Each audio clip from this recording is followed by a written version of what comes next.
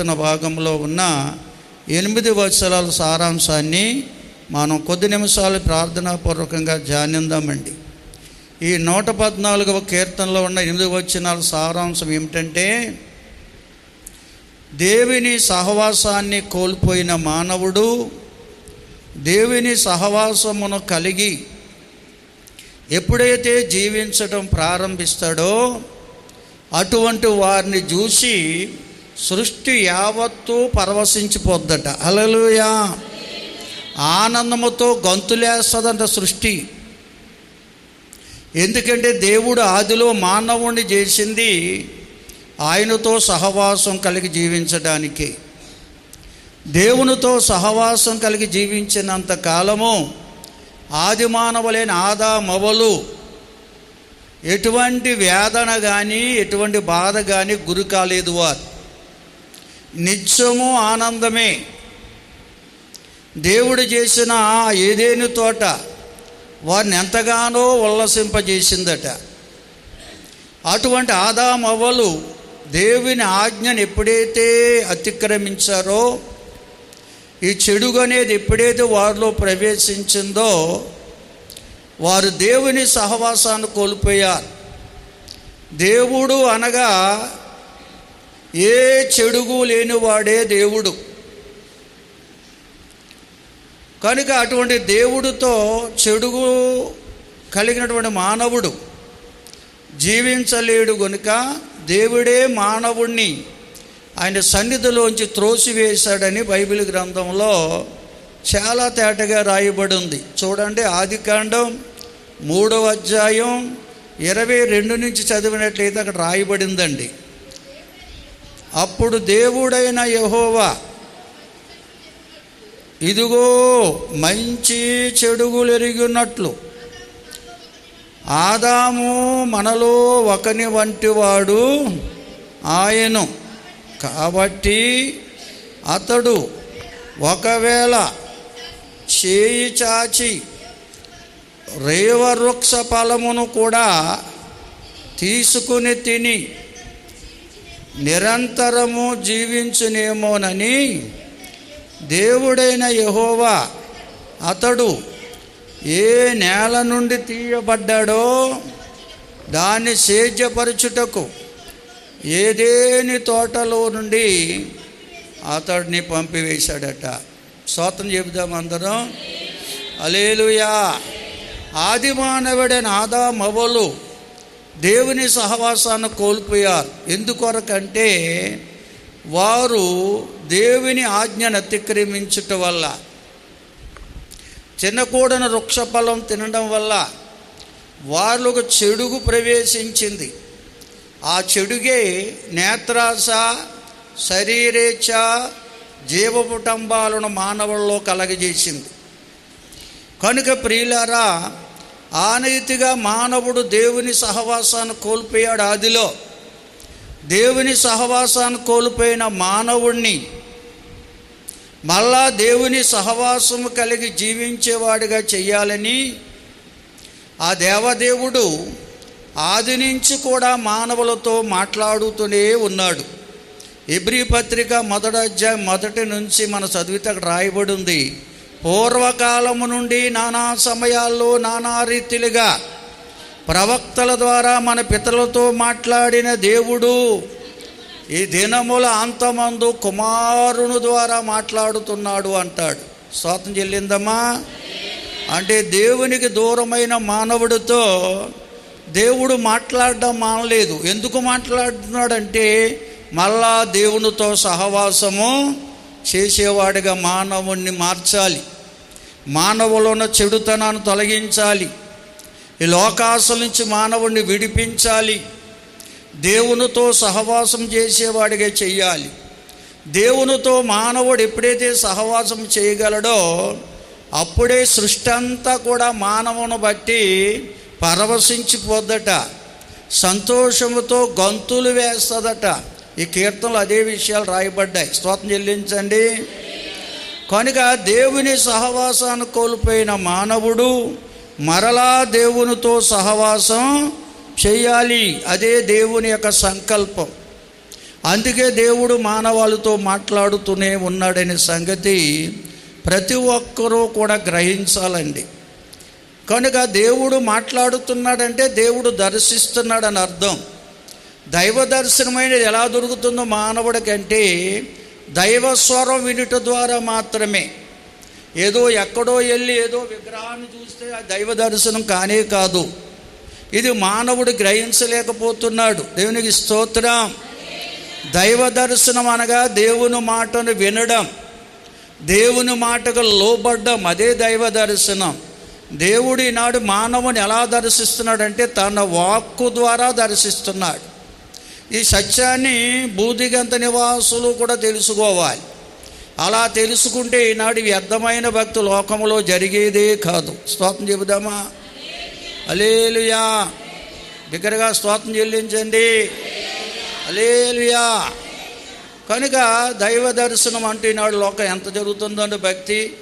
మన అనంతవరంలో ఓ షాపులో కూర్చుని సోదరుడితో మాట్లాడుతుంటే ఆయన చెప్తున్నాడు, అయ్యా మా తమ్ముడు భార్య బిడ్డలు వారి తోడళ్ళు వాళ్ళు 17 మంది బయలుదేరి తీర్థయాత్ర వెళ్ళారండి అన్నాడు.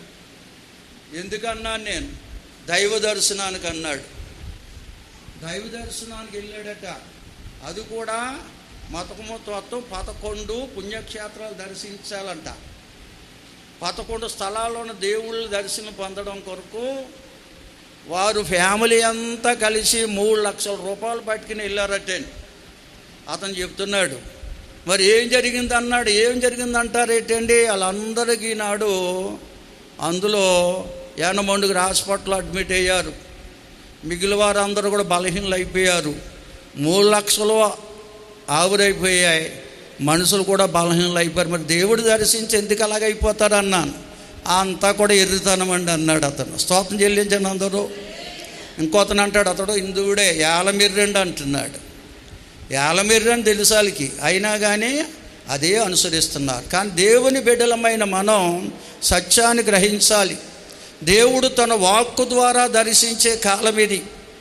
ఎందుకంటే దేవుడు అంటేనే మాట్లాడేవాడే దేవుడు. దేవుని స్తోత్రం చెల్లించండి అందరూ.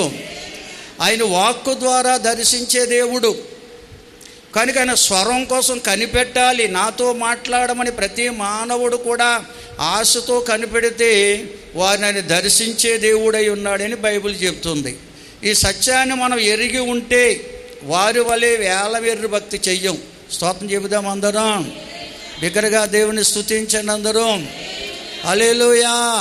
కనుక ప్రియులారా గమనించాలి. రోమాపత్రికలో అపొస్తలుడైన పౌలు భక్తుడు ఈ సత్యాన్ని వివరిస్తున్నాడు. చదవండి ఒకసారి. రోమాపత్రిక 1వ అధ్యాయం 20వ వచనం నుంచి చదువుదామా? 20 నుండి. ఆయన అదృశ్య లక్షణములు అనగా ఆయన నిత్యశక్తియు దేవత్వమును జగదుత్పత్తి మొదలుకొని సృజించబడిన వస్తువులను ఆలోచించుట వలన తేటపరచబడుచున్నవి గనుక వారు నిరత్తరులై ఉన్నారు. మరియు వారు దేవుణ్ణి ఎరిగి కూడా ఆయనను దేవునిగా మహిమపరచలేదు, కృతజ్ఞతాస్తుతులు చెల్లింపను లేదు. కానీ తమ వాదనల యందు వ్యర్థులైరి. వారి అవివేక హృదయం అంధకారమయమాయను. తాము జ్ఞానులమని చెప్పుకొనుచు బుద్ధిహీనులైరి. వారు అక్షయుడగు దేవుని మహిమను క్షయమగు మనుషుల యొక్కయు పక్షుల యొక్కయు చతుష్పాద జంతువుల యొక్కయు పురుగుల యొక్కయు ప్రతిమారూపముగా మార్చిరి. ఈ హేతువు చేత వారు తమ హృదయముల దురాశలను అనుసరించి తమ శరీరములను పరస్పరము అవమానపరుచుకున్నట్లు దేవుడు వారిని అపవిత్రతకు అప్పగించెను. అట్టివారు దేవుని సత్యమును అసత్యమునకు మార్చి సృష్టికర్తకు ప్రతిగా సృష్టమును పూజించి సేవించిరి. యుగ యుగముల వరకు ఆయన స్తోత్రారుడై ఉన్నాడు. ఆమేన్. స్తోత్రం చెల్లించండి. కనుక ఈనాడు ప్రతి ఒక్కరికి తెలుసు, సృష్టిని చూస్తే, సృష్టిలో ఉన్న ప్రతి వస్తువును పరిశీలిస్తే ఈ సృష్టిని చేసిన దేవుడు ఎంత గొప్పవాడో ప్రతి ఒక్కరికి అర్థమవుతుందండి. ప్రతి ఒక్కరికి అర్థమవుతుంది. కానీ ఈ సృష్టిని చూస్తున్నారు, సృష్టిలోని ప్రతీది అనుభవిస్తున్నారు, కానీ ఆ సృష్టిని చూసిన సృష్టికర్తను తెలుసుకునే మనసు నాడు అనేకులకు లేదు. అందుకని సృష్టికర్తను మరచి సృష్టిని పూజిస్తున్నారు. కనుక సృష్టికర్తను మరచి సృష్టిని పూజిస్తున్నారు ప్రియులారా. అయితే సృష్టిని కాదు మనం పూజించేది, సృష్టికర్తను పూజించే వారం ఉండాలి. సృష్టికర్తని దేవునితో సహవాసం చేసేవారు ఉంటే సృష్టట మిగులు ఆనందిస్తుందట, సృష్టి అంతా పరవశించిపోద్దట. హల్లెలూయా. దేవుని స్తోత్రం చెబుదామా. ఈ సృష్టి అంతా దేవుని మాటకు లోబడుతున్నదండి. అయితే మానవుడు మాత్రము సృష్టినే పూజిస్తున్నాడు, సృష్టికర్తను మరిచిపోతున్నాడు. హల్లెలూయా. కనుక మనం సృష్టిని పూజించే వారంగా కాదు, సృష్టిని చేసిన సృష్టికర్తను పూజించే వారంగా ప్రతి ఒక్కరూ ఉండాలని దైవ గ్రంథం బోధిస్తుంది. హల్లెలూయా. సృష్టిని చూడను. చిత్రం అంటున్నారు, కానీ ఆ చిత్రాన్ని జరిగించిన దేవుని తెలుసుకోవట్లేదు జనాలు. కనుక ఆ దేవుని తెలుసుకుంటే ఖచ్చితంగా దేవునితో సహవాసం చేస్తారండి. స్తోత్రం చెబుదామా. అదే రోమాపత్రికలో 8వ అధ్యాయంలో రాయబడింది మరొక మాట. చదవండి దయతో. రోమాపత్రిక 8వ అధ్యాయం 19వ వచనం చదవండి. దేవుని కుమారుల ప్రత్యక్షత కొరకు సృష్టి మిగుల ఆశతో తేరు చూచుచు కనిపెట్టుచున్నది.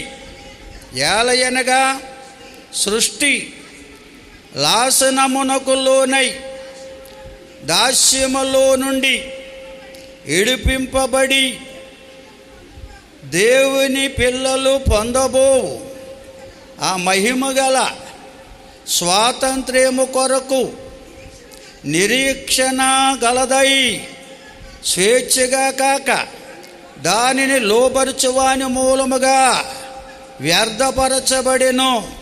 సృష్టి యావత్తు ఇదివరకు ఏకగ్రీవముగా మూలుగుచు ప్రసవేదన పడుచున్నదని ఎరుగుదుము. హల్లెలూయా. సృష్టి అంతా ఎవరి కోసం ఎదురు చూస్తుందంట? దేవుని కుమారుల ప్రత్యక్షత కొరకు. దేవుని కుమారులు అంటే ఎవరైతే దేవునితో సహవాసం చేస్తారో వారే దేవుని కుమారులుగా కుమార్తెలుగా మార్చబడతారు. అందుకే వారితో సహవాసం చేస్తే వీరే వారైపోతారంట. హల్లెలూయా. వారే వీరైపోతున్నారు ఈనాడు. కనుక ప్రియులారా గమనించాలి, దేవునితో సహవాసం చేస్తే దేవుని కుమారులుగా కుమార్తెలుగా మార్చబడతాం.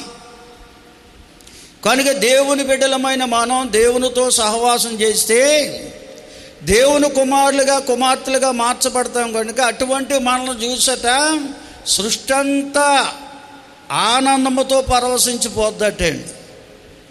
కనుక దేవుని నమ్ముకున్న బిడ్డలు దేవునితో సహవాసం చేసేవారు ఉండాలి. నిత్యము దేవునితో సహవాసం చేసేవారు ఉన్నప్పుడే వారు దైవ లక్షణాలు పొందుకుంటారు, దేవుని కుమారులుగా కుమార్తెలుగా కనపరచబడతారు. వారిని చూసిన సృష్టి ఆనందంతో పరవశించిపోద్ది.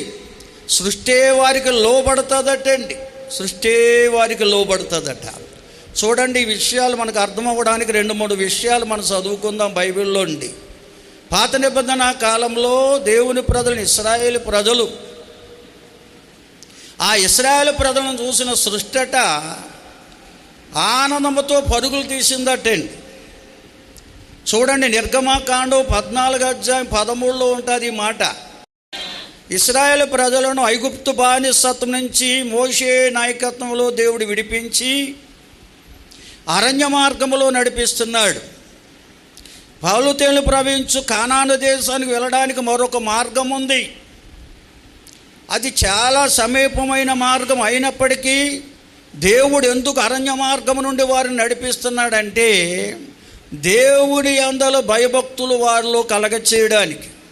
అంతేకాదు దేవునితో సహవాసం అనేది ఎంత గొప్పదో, దేవునితో సహవాసం చేస్తే సృష్టి అంతా ఏ విధంగా మనకి లోబడుతుందో సహకరిస్తుందో అని తెలియచేయడానికి దేవదేవుడు అరణ్య మార్గము నుండి వారు నడిపిస్తూ ఉన్నాడు.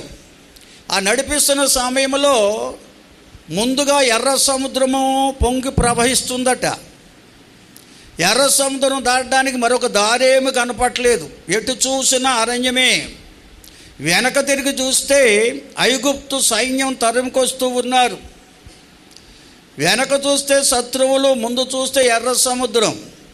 ఇశ్రాయేలు ప్రజలు ఐగుప్తు నుంచి తమ్ము విడిపించిన దేవుని వైపు చూడడం మర్చిపోయారు.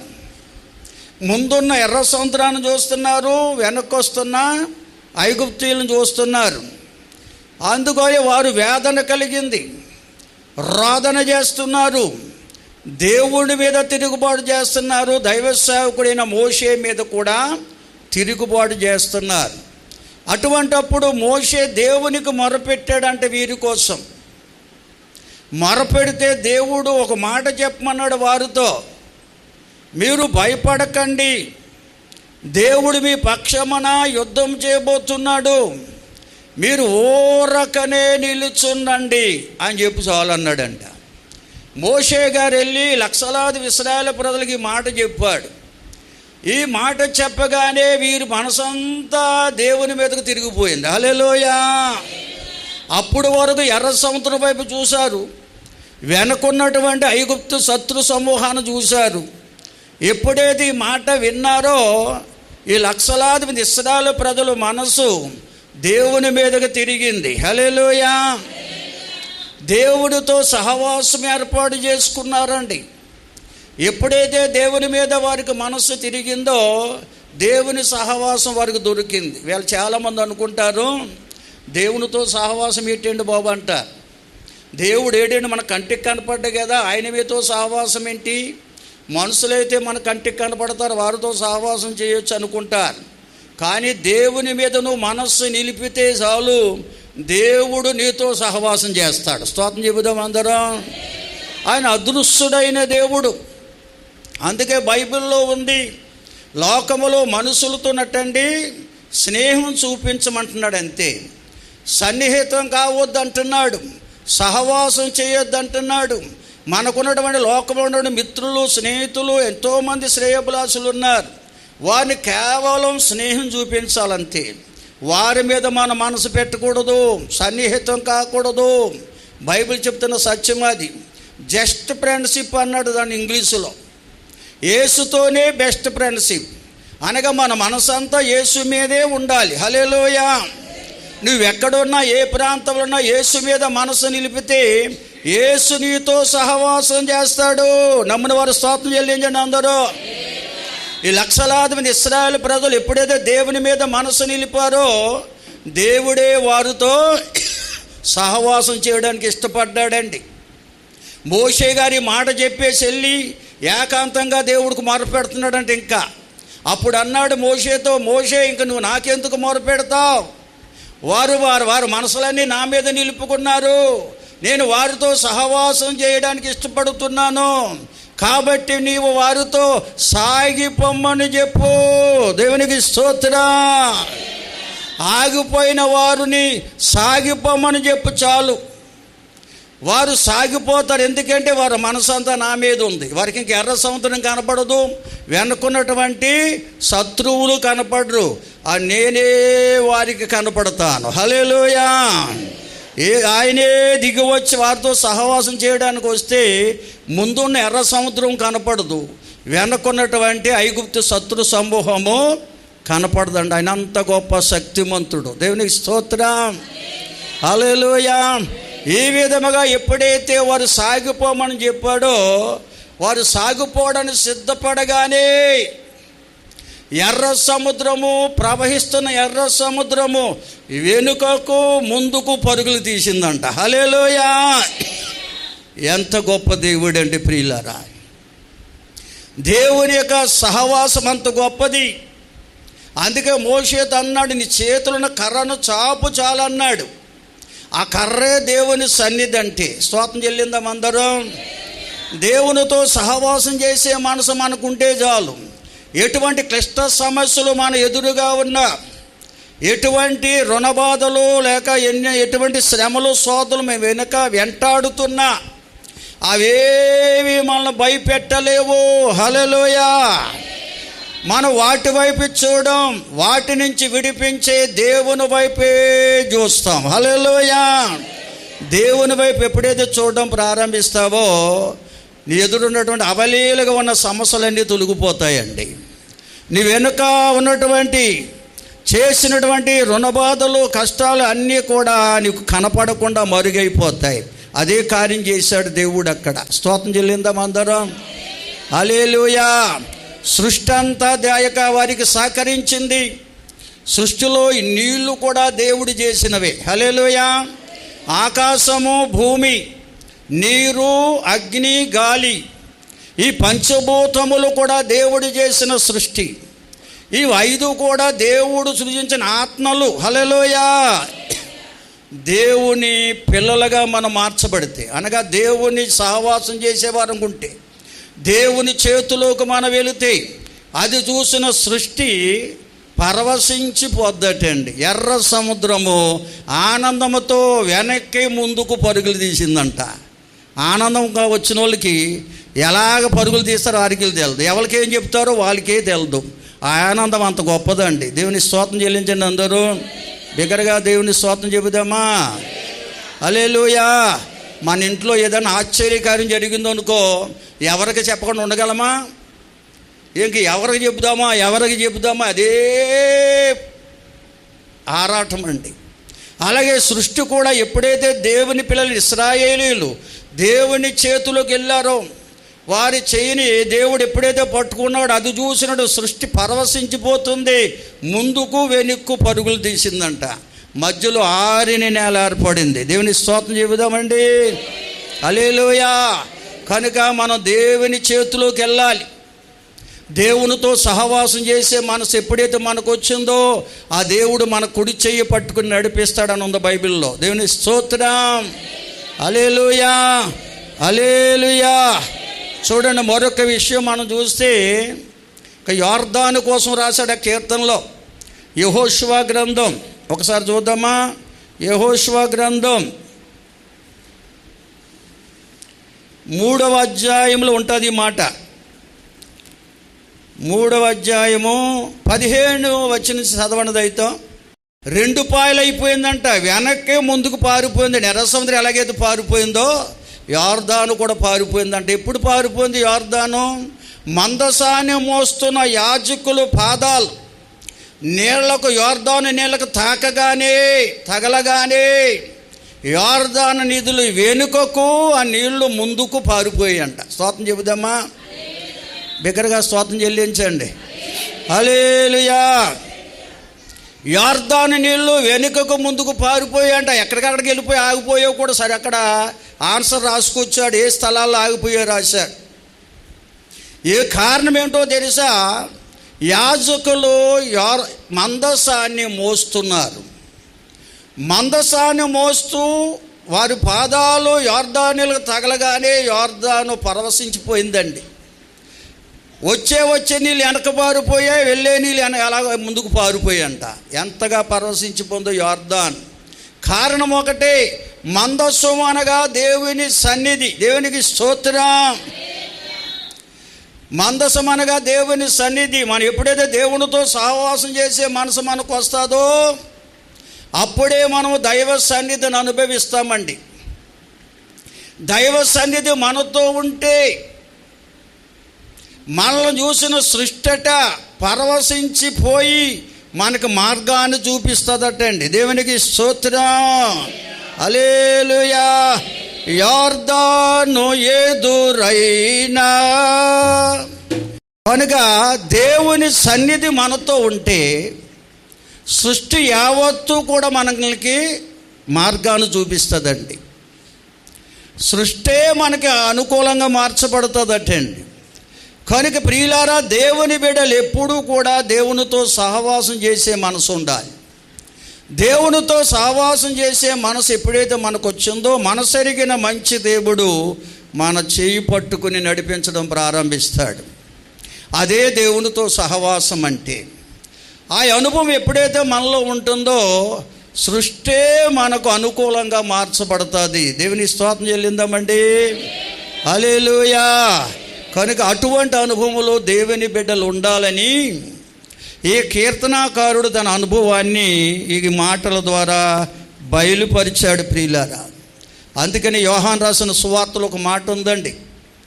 యోహాను రాసిన సువార్త 3వ అధ్యాయం 16వ వచనం చదవండి దయతో. హల్లెలూయా. దేవుడు లోకమును ఎంతో ప్రేమించెను అనగా ఆ ప్రేమకు అంతము లేదు. ఆ ప్రేమకు మరొక పేరుంది బైబిల్లో, దేవుని ప్రేమకు. ఎవరని చెప్పగలరా? కొద్ది గట్టిగా చెప్పండి అమ్మా. ఆగాపే ప్రేమ, అంతులేని ప్రేమ. ఆ ప్రేమకు కొలతలు ఎవరు కొలవలేరండి. అంత గొప్ప ఆ దేవుడు ఈ మానవాళిని ఎంతగానో ప్రేమిస్తూ, లోకమును అనగా ఆయన చేసిన మానవులను అని అర్థమండి. లోకములో మరో లోకముంది, అయ్యే లోకాసులు అంటే. స్తోత్రం చెల్లిందాం అందరం. దేవుడు చేసిన లోకం అనే మానవుల్ని పాడు చేయడానికి, దేవునికి దూరం చేయడానికి మరో లోకాన్ని సాతాను లోకములో సృజించింది. ఈ లోకంలో అవే లోకాసులంటే నేత్రాస ద్వారా శరీరేచ్ఛలు, శరీరేచ్ఛల ద్వారా జీవపటంబాన్ని మానవుల్లో ప్రవేశపెట్టి దేవుడికి దూరం చేసింది సాతాను మానవుణ్ణి. హల్లెలూయా. ఈ లోకాసుల్లో చిక్కుకున్న మానవుణ్ణి, నేత్రాస శరీరేచ్ఛ జీవపటంబాలనే లోకాసులలో చిక్కుకున్న మానవుణ్ణి లోకాసుల నుంచి విడిపించి ఆయనతో సహవాసం చేసేవారుగా, ఆయన కుమారులుగా కుమార్తెలుగా మార్చడం కొరకు ఆయనే అద్వితీయ కుమారుడిగా భూలోకానికి రావాల్సి వచ్చింది 2025 సంవత్సరాల పూర్వం. దేవుని స్తోత్రం. అందుకంటాడు, దేవుడు లోకముని ఎంతో ప్రేమించను కాగా తన అద్వితీయ కుమారునిగా పుట్టిన వాని యందు విశ్వాసముంచు ప్రతివాడును నశింపక నిత్య జీవము పొందునట్లు ఆయనను అనుగ్రహించను. హల్లెలూయా.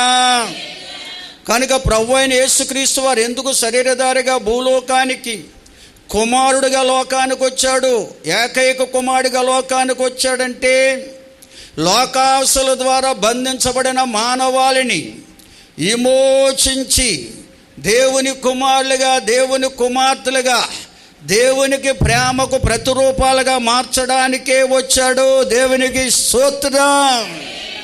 కనుక ప్రభువైన యేసుక్రీస్తునందు ప్రతి ఒక్కరము విశ్వాసం ఉంచాలి. ప్రతి ఒక్కరము యేసుక్రీస్తునందు విశ్వాసం ఉంచేవారంగా ఉండాలి. ఎందుకంటే ఆయనే లోకాసుల నుంచి మనల్ని విడిపించేవాడు. మనలో ఉన్న నేత్రాసను, శరీరేచ్ఛను, జీవపటంబాన్ని మనలోంచి తొలగించి దేవునితో సహవాసం చేసేవారుగా మార్చేవాడు ఆయనే. స్తోత్రం చెబుదాం అందరం. హల్లెలూయా. కాదుగా ప్రతి మానవులోని నేత్రాస ద్వారా వచ్చింది శరీరేచ్ఛ, శరీరేచ్ఛ ద్వారా వచ్చిందే జీవపటంబం. జీవపటంబం అంటే ఏంటో చెప్తారా? గత రాత్రి ప్రభు మనతో చెప్పాడు. జీవపటంబం అంటే చెప్పండి, ప్రతి ఒక్కరిలోకి వచ్చి పడింది ఈ రోగం. జీవపటంబం అంటే ఏంటి? రాత్రి మనం దేవుడు మాటలు విన్నవారు వచ్చినవారు చెప్పండి. పోని ఎన్నోసార్లు చెప్పాం కానీ ఎప్పుడు మర్చిపోతారు కదా.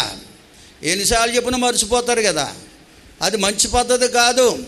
దేవుడి మీద మనసు పెడితే ఈ సేవ ప్రారంభము నుండి చెప్పబడిన వాక్యం అంతా నాకు తెలుసు అండి, నాకు జ్ఞాపకం ఉండిపోయాయి. స్తోత్రం చెల్లిందా.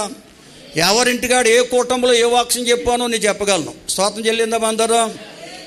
మనసు పెడితే ఉండిపోతాం మన మనసులో అన్నీ కూడా. కానీ ఇక్కడ రాయబడిన మాట గమనించాలి. జీవపటమ్మం అంటే అర్థం ఏంటి? నేను నాది అనే మనసే జీవపటమ్మం అంటే. నేను నాది అనే మనసు. అహం బ్రహ్మస్య అని వేదాలు చెబుతున్నాయి. నేను నాదైన మనసు నీలో ఉండకుండా ఉండాలంటే నేను కాదు, నేను దేవుని వాడను. నా కలిగినవేవి నావు కాదు, నా అన్నీ కూడా దేవుడిచ్చినవి. నేను కాదు, దేవుని దానను. నా కలిగినవేవి నావి కాదు, దేవుడిచ్చినవి. ఈ మనసు మనలోకి రావాలి. అంటే దేవుడి మీద మనసు నిలుపుకుంటే ఈ అహం అనేది మనలో ఉండకుండా ఆయన తొలగిస్తాడట. నేను నాదనే మనసు మనలో లేకుండా చేస్తాడట. ఎందుకంటే మనల్ని పుట్టించినవాడు ఆయనే, మనకి బిడ్డల్ని ఇచ్చేవాడు ఆయనే, మనకు ఆస్తుపాస్తులు ఐశ్వర్య గంటలు ఇచ్చేవాడు ఆయనే. కనుక మనము కాదు, మనము దేవుని వారము. మన కలిగినవేవి మనవి కాదు, అన్నీ దేవుడిచ్చినవి. ఆ మనసునే అహం బ్రహ్మస్య అన్నారు. ఆ మాట అంటే పలికారు, కానీ దానికి అర్థం వారికి ఎవరో తెలుసుకోరు. తెలిసినా కానీ దాన్ని మరుగు చేస్తారు వాళ్ళు. దేవుని స్తోత్రం చెల్లించండి అందరూ. హల్లెలూయా. కనుక నేను కాదు, నేను నా కలిగినవన్నీ దేవుడివే అనే మనసు మనకు కలిగి చేయడం కొరకే ప్రభు యేసుక్రీస్తు వారు భూలోకానికి వచ్చారు. ఆయన 30 సంవత్సరాలు భూలోకములో సంచరిస్తూ జీవించి చూపించారు, మాదిరి చూపించారు. ఈ లోకములో ఉన్నంతకాలము ఆయన తాను తండ్రికి అప్పగించుకున్నట్టుగా మనం చూస్తాం. పగలంతా కూడా ప్రయాసపడి సువార్త చెప్పి పనిపాటలు చేసి 30 సంవత్సరాలు కష్టపడి పనిచేశాడండి ఆయన. స్తోత్రం చెల్లిందాం అందరం. రాత్రి అంతా తండ్రితో గడిపినట్లుగా, ప్రార్థనలో గడిపినట్లుగా మనం చూస్తాం. కనుక ప్రియులారా, తండ్రితో సహవాసాన్ని విడిచిపెట్టలేదు. నేను నీవాడనే, ఈ లోకంలో నాకు ఇచ్చిన వారందరూ నీవారే అని అదే మనసుతో యేసయ్య ఉన్నాడు భూలోకంలో. ఎందుకంటే మాదిరికర జీవితాన్ని మనకు నేర్పించడానికి 30 సంవత్సరాలు ప్రయాసపడ్డాడు ప్రభు. 3.5 సంవత్సరాలు పరలోకానందాన్ని యెహోలోక రుచి చూపించాడు. అద్భుత ఆశ్చర్యకార్యముల ద్వారా తన మహిమను కనపరిచి 33.5 సంవత్సరాల వయసులో ఏ పాపములని యేసయ్య పాపులమైన మన కొరకు సిలువలో యాగమై ఆయన కార్చిన పరిశుద్ధ రక్తము ద్వారా మనకు పాప విమోచన దయచేశాడు, శాప విమోచన దయచేశాడు. ఈ పాపము శాపం ఎక్కడి నుంచి వచ్చిందంటే లోకాసుల నుంచి వచ్చింది. దేవుని స్తోత్రం చెల్లించండి అందరూ. ఈ లోకాసుల ద్వారానే మానవులకు పాపం వచ్చింది. ఆ పాపమే మానవుని శాపగ్రస్తుడిగా మార్చింది. వ్యభిచారిగా, నరహంతకుడిగా, దొంగగా, అబద్ధకుడిగా, మోసగాడిగా, పొరుగువాడిని ఆశించేవాడిగా ఈనాడు మానవుని మార్చింది లోకాసులే. దేవుని స్తోత్రం. ఈ లోకాసులనే పాపము నుండి ఆయన మనల్ని విడిపించడం కొరకు కల్వరి సిలువలో యాగమయ్యాడండి. ఈ భూలోకములు ఉన్నంతకాలము కూడా నేను దేవుని వాడను, నా కలిగినవన్నీ దేవుడివే అనే మనసుతో జీవించాలంట. అటువంటి మనసుతో ఎప్పుడైతే జీవిస్తామో అప్పుడే దేవుని హస్తం మన చెయ్యి పట్టుకుని నడిపిస్తుంది. దేవునితో సహవాసం మనకు కలుగుతుంది. ఈ పాపలోకములో పడిపోకుండా, చెడిపోకుండా ప్రభువే మనల్ని ముందుకు నడిపిస్తాడు. ఎన్ని కష్టాలు వచ్చినా, శ్రమలు వచ్చినా, ఎటువంటి పరిస్థితులు ఎదురైనా ఏవి మనల్ని కృంగదీయకుండా ధైర్యముతో నడిపిస్తాడు ఆయన. హల్లెలూయా, హల్లెలూయా, హల్లెలూయా. అందుకే యోహాను సువార్త 15వ అధ్యాయం 13, 14 వచనాలు కూడా చదవండి ఒకసారి. యోహాను సువార్త 15వ అధ్యాయం 13 నుంచి 16 వరకు చదవండి. 16 దగ్గరగా దేవుని స్తుతించండి. కనుక ఇక్కడ చెప్పబడిన మాటలు మనం జాగ్రత్తగా గ్రహించాలి. యేసుక్రీస్తు ప్రభువారు మనల్ని ఎందుకు పిలిచారు, ఎందుకు ఏర్పాటు చేసుకున్నారంటే ఆయన స్నేహితులుగా మనల్ని సిద్ధపరచడానికి, దాసులుగా ఉండడానికి కాదు.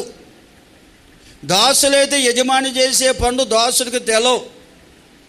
కనుక దేవుడు చేసే కార్యాలు ఆయన బిడ్డలమైన మనకు తెలాలంటే మనం ఆయన స్నేహితులు కావాలి. దేవునికి స్తోత్రం. ఆయన స్నేహితులుగా మార్చబడాలి. అందుకే ప్రభు అంటాడు, మీరు నన్ను ఏర్పరచుకోలేదు, నేనే మిమ్మల్ని ఏర్పరచుకున్నాను. ఎందుకంటే మీరు బహుగా ఫలించాలని, మీ ఫలాలు నిలిచి ఉండాలని, మీరు నాతో ఎన్నడూ స్నేహంగా జీవించాలని నేను మిమ్మల్ని ఏర్పాటు చేసుకున్నాను అంటాడు దేవుడు. స్తోత్రం చెబుదాం అందరం. కానీ యేసయ్య మనల్ని పిలిచింది, ఏర్పాటు చేసుకున్నది ఆయన స్నేహితులుగా జీవించటానికండి, ఆయనతో సహవాసం చేయడానికండి. ఆయనతో సహవాసం చేసే మనసు ఉంటే చాలు, ఆయన్ని చెయ్యి పట్టుకుని నడిపిస్తాడు, నీకు మంచి స్నేహితుడిగా మారిపోతాడు. దేవునికి స్తోత్రం, హల్లెలూయా. అదే ప్రభు చెప్తున్నాడు. ప్రియులారా, ప్రభువే మనల్ని ఏర్పాటు చేసుకున్నాడు, కానీ మన ప్రభుని ఏర్పాటు చేసుకున్న వారు కాము. దేవుని స్తోత్రం. లోకంలో చూడండి, అనేక మంది దేవుళ్ళని ఏర్పాటు చేసుకుంటున్నారు. ఆయనే మానవాళిని ఆయన కొరకు ఏర్పాటు చేసుకోవడానికి వచ్చాడు, వారితో స్నేహం చేయడానికి వచ్చాడు, వారి చెయ్యి పట్టుకుని నడిపించడానికి వచ్చాడు. కనుకని లోకానికి వచ్చి ఆయన ఎవరినైతే పిలిచాడో, ఎవరినైతే బిడ్డలు ఏర్పాటు చేసుకున్నాడో వారికి ఆయన ఆజ్ఞలు ఇచ్చాడట.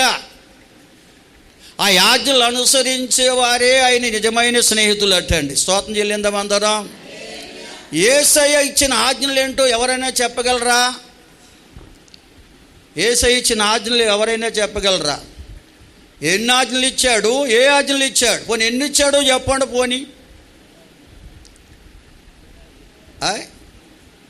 ఇంకా మన సంఘ పెద్ద గారు ఎక్కడో ఉన్నాడు, మోషే గారు ఇచ్చినాడు ఆజ్ఞలు. అవి మోషే గారి ద్వారా దేవుడిచ్చిన ఆజ్ఞలు వేరు, యేసయ్య ఇచ్చిన ఆజ్ఞలు వేరు. రెండు మంచిదండి, ఎందుకంటే అది కాకపోతే ఇది. స్తోత్రం చెబుదా, హల్లెలూయా. అది కూడా మీరు చెప్పలేకపోతున్నారు కదా. సంఘ పెద్ద కొద్ది ఎంతో కొంత కొద్ది ఎలర్ట్ అవుతున్నాడు, యువకులేక. మంచిదే. కనుక దేవుడిచ్చిన ఆజ్ఞలు అనగా పాత నిబంధన కాలంలో ఇశ్రాయేలు ప్రజలకు దేవుడు మోషే ద్వారా 10 ఆజ్ఞలు ఇచ్చాడు. ఆ 10 ఆజ్ఞలు కూడా వారు అనుసరించబోకపోతున్నారని మోషే గారు సొంతంగా మరికొన్ని ఆజ్ఞలు ఇచ్చాడు ఆయన.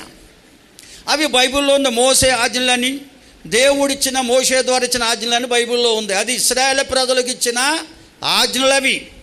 కానీ క్రొత్త నిబంధన కాలంలో క్రైస్తవులైన మనకి యేసయ్య ఇచ్చిన ఆజ్ఞలు రెండే. దేవుని స్తోత్రం.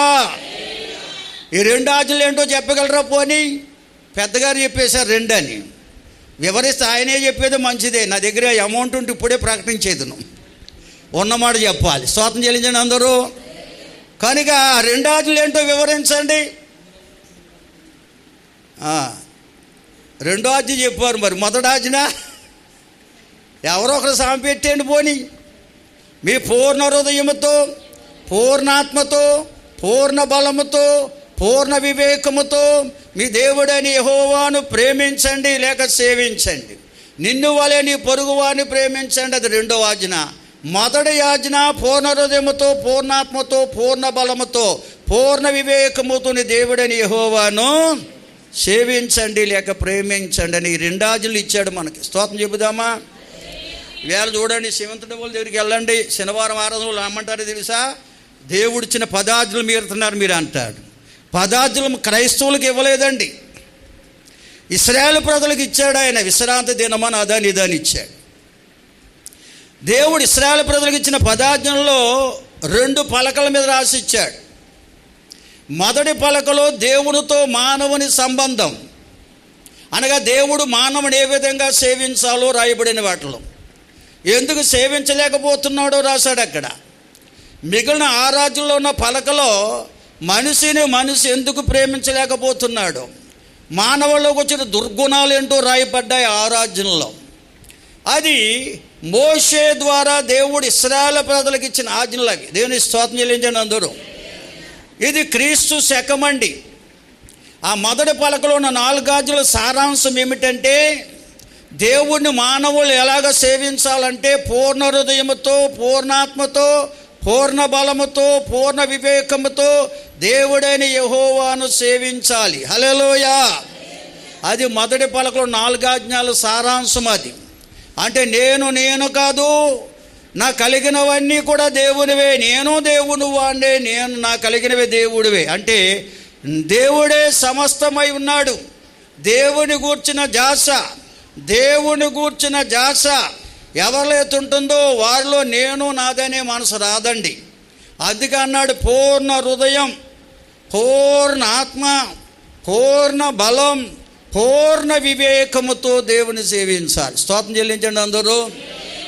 ఆనాడు మోషే ద్వారా ఇశ్రాయేలు ప్రతి 4 ఆజ్ఞల సారాంశం అది ప్రభు అయిన యేసుక్రీస్తు వారు నెరవేర్చాడు కొత్త నిబంధనలో. హల్లెలూయా.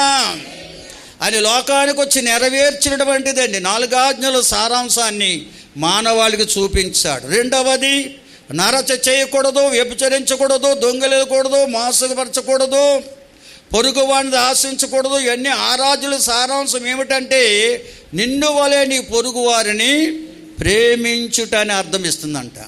మరి నిన్ను వలె నీ పొరుగు వారిని ప్రేమిస్తే నువ్వు అబద్ధ సాక్ష్యం చెప్పు, దొంగలేడవు, మోసపరచవు, పొరుగు వారిని ఆశించవు, నరచ చేయ, వ్యభిచరించవు. ఇవేవి ఉండవండి. స్తోత్రం చేయండి అందరూ. నీ కోసం నీ మేలు కొరకు ఎలా గావిస్తావో నీవు కూడా ఎదటవారు కూడా నీలాంటి వారు అనుకుంటావంట. నీవు ఎటువంటి వాడవో నీలాంటి వారు ఎదటవారు అనుకుంటావు తప్ప ఎదటవారికి హాని చేయడానికి ఆలోచించవు, ఎదటవారిని మోసపరచలేవు, ఎదటవారిని నష్టపరచడానికి ఇష్టపడవు. అదే నిన్ను వాళ్ళని నీ పొరుగు వారిని ప్రేమించడం అంటే. ఆ 2 రాతి పలకలు ఉన్నటువంటి అద్భుతమైన ఆత్మీయ అర్థం యేసుక్రీస్తు ప్రభువారు నెరవేర్చి ఈ క్రైస్తవులమైన మనకు 2 ఆజ్ఞలుగా పొందుపరిచి ఇచ్చాడు. ఒకటి, నీ పూర్ణ హృదయముతో, పూర్ణాత్మతో, పూర్ణ బలముతో, నీ పూర్ణ వివేకముతో దేవుడే నా యెహోవాను ప్రేమించాలి. నిన్ను వలె నీ పొరుగు వారిని ప్రేమించాలి. ఇది దేవుడిచ్చిన ప్రభు ఇచ్చిన 2 ఆజ్ఞలు. ఇవే క్రైస్తవులు అనుసరించవలసిన ఆజ్ఞలు. దేవుని స్తోత్రం. ఈ 2 అనుసరించవలసిన ఆజ్ఞలు. అవేవి మనకు చెందినవి కానే కావు. ఇవన్నీ ప్రభు అయిన యేసుక్రీస్తు వారు నెరవేర్చాడు. 10 ఆజ్ఞలు నెరవేర్చాడు. ఎందుకంటే 10 ఆజ్ఞల్లో బలులు లేవు. మోషే బలులు సృష్టించాడు. ఎందుకంటే వారికి దేవుడు అంటే భయం పుట్టించాలని.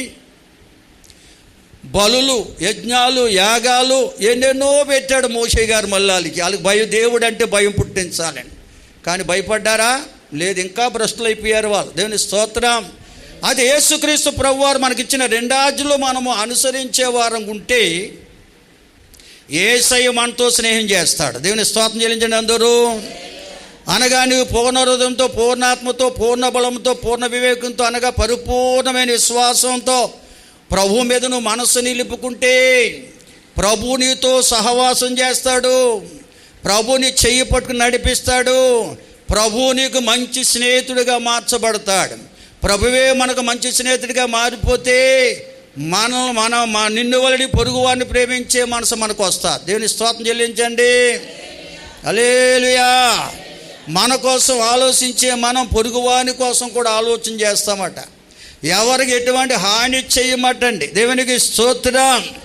చేతనైతే సహాయం చేస్తాం కానీ ఎవరికి ఎటువంటి హాని చెయ్యమండి. ఇవన్నీ కూడా బైబిల్ గ్రంథములో లిఖించబడిన మాటలు. స్తోత్రం చెల్లిందాం అందరం. హల్లెలూయా. యేసుక్రీస్తు ప్రభువారు శరీరధారిగా భూలోకంలో సంచరిస్తున్నప్పుడు ఓ శాస్త్రి వచ్చాడు. ధర్మశాస్త్రం తెలిసిన వాడు వచ్చి ప్రభువుని అడిగాడంట, అయ్యా ధర్మశాస్త్రంలో ప్రధానమైన ఆజ్ఞ ఏంటో చెప్పగలరా అన్నాడంట. ప్రభు చెప్పాడు, నీ పూర్ణ హృదయంతో, పూర్ణాత్మతో, పూర్ణ బలముతో, పూర్ణ వివేకం దేవుడైన యెహోవాను సేవించుట. అది ప్రథమమైన మొదటి ఆజ్ఞ. రెండవది నిన్ను వలె పొరుగువాని ప్రేమించుట అనేది అని ఎప్పుడైతే ప్రభు చెప్పాడో ఆ శాస్త్రి అంటాడు, అయ్యా ఇది ఎప్పుడైతే పూర్ణ హృదయంతో, పూర్ణాత్మతో, పూర్ణ బలంతో, పూర్ణ వివేకంతో దేవుణ్ణి ప్రేమిస్తామో, నిన్ను వలె పెరుగువాని ప్రేమించే మనసు ఎప్పుడైతే మనకు వస్తుంది, ఇవన్నీ కూడా సర్వాంగ హోమముల కంటే, బలుల కంటే శ్రేష్టమైనవి అన్నాడంట వాడు. దేవుని స్తోత్రం చెల్లించండి. అప్పుడు ప్రభు వాడుతూ అన్నాడు, నువ్వు పరలోకానికి దూరంగా లేవు, దగ్గరగా ఉన్నావని చెప్పాడు. స్తోత్రం చెబుదామా అందరూ. హల్లెలూయా. కాబట్టి ప్రియులారా, క్రైస్తవులకు దేవుడిచ్చిన ఆజ్ఞలు 2. ఆ రెండిటిని మనం అనుసరిస్తే ప్రభు మనతో స్నేహం చేస్తాడు, మంచి స్నేహితుడిగా మార్చబడతాడు. మన దాసులుగా చూడు, స్నేహితులుగా మనల్ని చూస్తాడు. హల్లెలూయా. చూడండి, అదే మాట హెబ్రీ పత్రిక 1వ అధ్యాయం 3-4 వచనాల్లో ఉంటుంది. ఒకసారి చదవండి, ముందుకెళ్ళిపోదాం త్వరగా. అందుకే కొరింథీ 1వ పత్రిక 1వ అధ్యాయం 9 అంటాడు, క్రీస్తు తన కుమారుడైన క్రీస్తు యేసుతో సహవాసమునకు పిలిచిన దేవుడు నమ్మదగిన వాడు అంటాడు. హల్లెలూయా. మన యేసుక్రీస్తు వారితో సహవాసం చేసేవారం ఉండాలి, స్నేహం చేసేవారం ఉండాలి. ఆయన పూర్ణ హృదయంతో, పూర్ణాత్మతో, పూర్ణ బలముతో సేవించేవారం ఉండాలి. ఆ మనసు ఎప్పుడైతే మనలోకి వస్తుందో ఆయన మన కుడి చేయి పట్టుకుని పాపలోకములో పడిపోకుండా చెడిపోకుండా నడిపిస్తాడు. అంతేకాదు ఆయన మనసు మనలో పెడతాడట. ఏంటా మనసు అంటే? నిన్ను వలే నీ పొరుగు వారిని ప్రేమించే మనసు మనకిస్తాడట. దేవుని స్తోత్రం చెల్లించండి. అయ్యా నేనే కదా రక్షించబడ్డాం, నా కుటుంబంలో మిగిలిన వారు రక్షించబడాలి, నా ఇరుగు పొరుగు వారు కూడా రక్షించబడాలి, లోకాశ నుంచి విడిపించబడి దేవుని ప్రేమతో నింపబడాలని ఆశ మనలోకి వచ్చేస్తుందండి.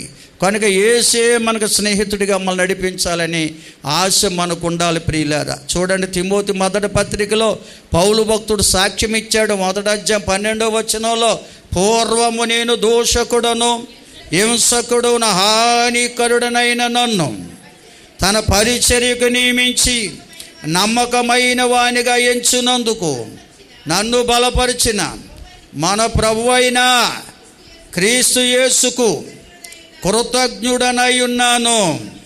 నేను తెలియక అవిశ్వాసం వల్ల చేసేదని కనుక కనికరించబడ్డాను.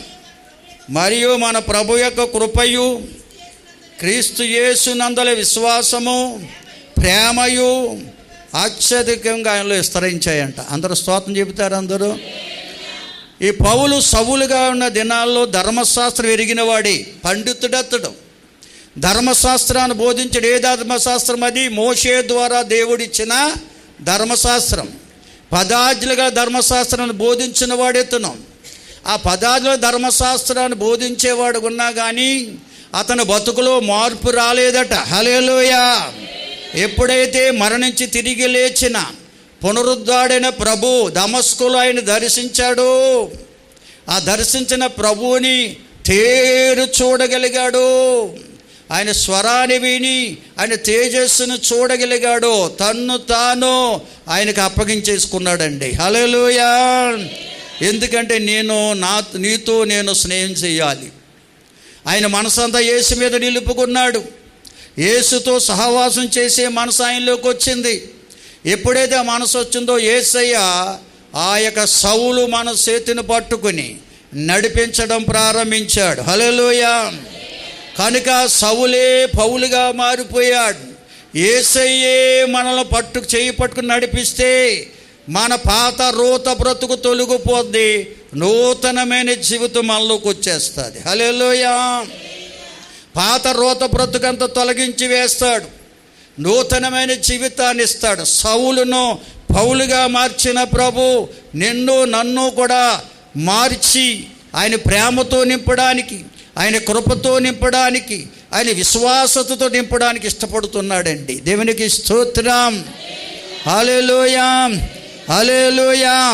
కనుక అటువంటి అనుభవం ఈ కడవర దినాల్లో మనం పొందాలంటే యేసుతో సహవాసం చేసే మనసు మనకు రావాలి. యేసుతో సహవాసం చేసే మనసు వస్తేనే యేసుని చేయి పట్టుకుని నడిపించడం ప్రారంభిస్తాడు.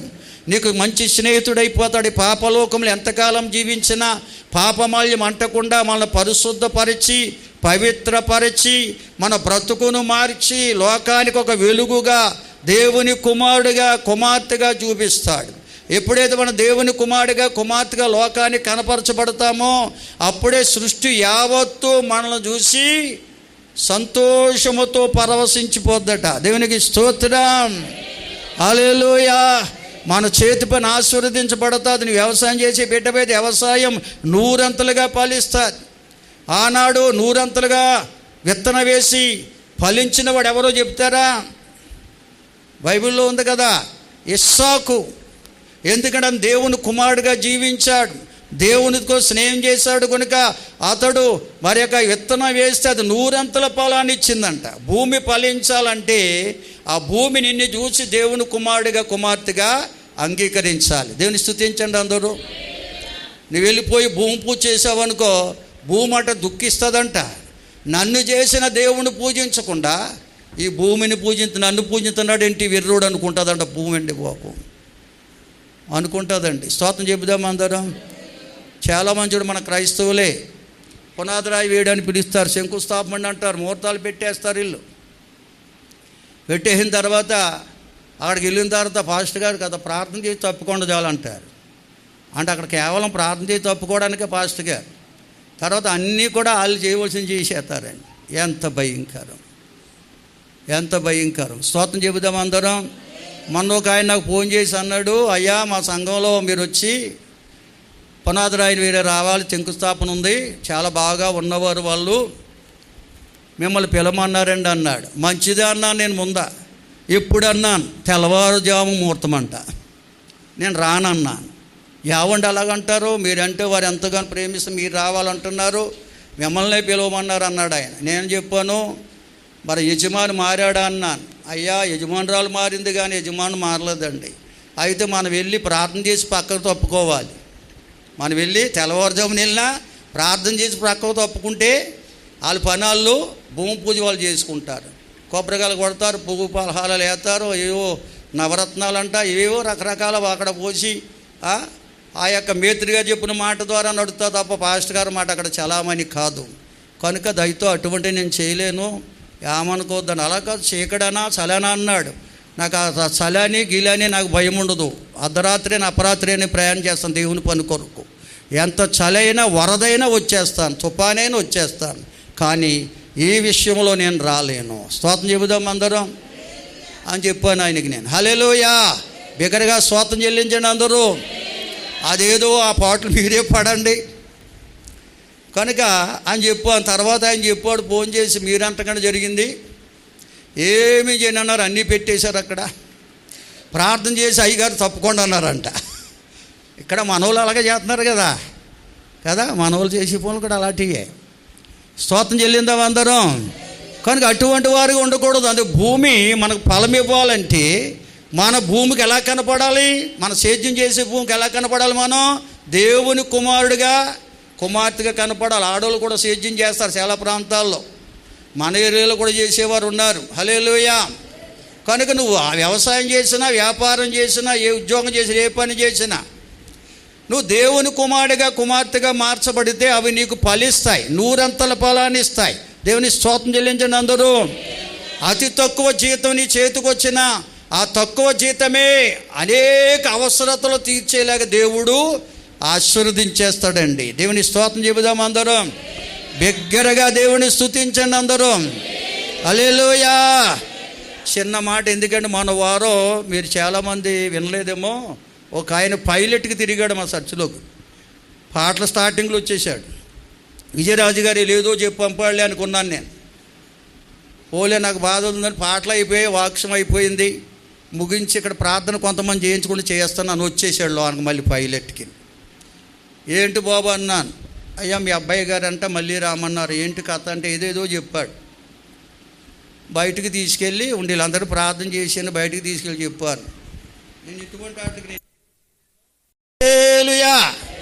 కనుక వచ్చిన ఆదాయం దేవుని చేతికి అప్పగించి ప్రార్థన చేస్తే ఏం చేస్తాడు దేవుడు? దాన్ని వచ్చిన కొద్దిపాటైనా మనకు కావలసినంతగా ఆయన ఇచ్చిస్తాడట. దాన్ని నేను అనుభవిస్తున్నాను, ఆయన అనుభవాన్ని. దేవుని స్తోత్రం చెబుదాం అందరం.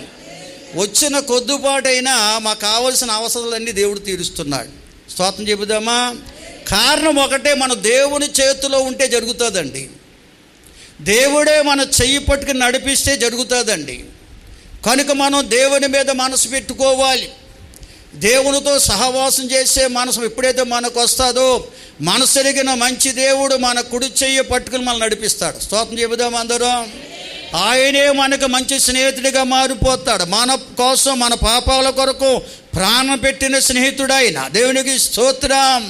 మన ప్రతి అవసరం తీర్చువాడై ఉన్నాడు. అటువంటి దేవునితో సహవాసం చేసే మనసు మీకుంటే, ఒకవేళ ఇంతవరకు సహవాసం చేయకుండా ఉంటే, ఇప్పటికైనా సహవాసం చేయాలి మనసు మీలోకి వస్తే లేచి నిలబడండి, ప్రార్థన చేసుకుందాం. ప్రభు సకల ఆశీర్వాదాలకు కారణభూతుడైన మా పరలోకపు తండ్రి, మీకే వందనాలు, స్తోత్రాలు, స్తుతులు అర్పిస్తూ ఉన్నాము నాయన.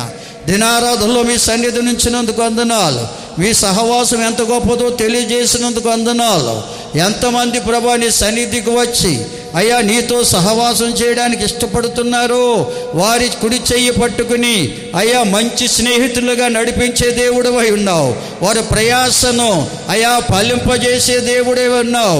వారి కష్టార్జితాన్ని నూరంతలుగా చేసే దేవుడవై ఉన్నావు. వారి ప్రతి అవసరత అక్కర నీ మహిమలో తీర్చి ఈ నామానికి మహిమకరంగా నడిపించే దేవుడవై ఉన్నావు. ఈ యొక్క వాక్యోపదేశాన్ని విన్న ప్రతి బిడ్డ అయ్యా నీతో సహవాసం చేయడానికి మనసు పెట్టినట్లయితే ఇప్పుడే వారిని పట్టుకోండి నాయనా. వారిని మీరు నడిపించండి ప్రభువా. వారి చేతి పనులు దీవించండి అయ్యా. వారి కలిగిన సమస్తాన్ని ఆశీర్వదించి నీ సమృద్ధైన దేవునితో నింపి మీ సాక్షులుగా వాడుకోండి తండ్రి. అయ్యా ఆ అనుభవాన్ని కలిగి సృష్టి అంతా కూడా ఆనందించులాగన నీ కార్యాలు జరిగించమని వేడుకుంటూ ఉన్నాం.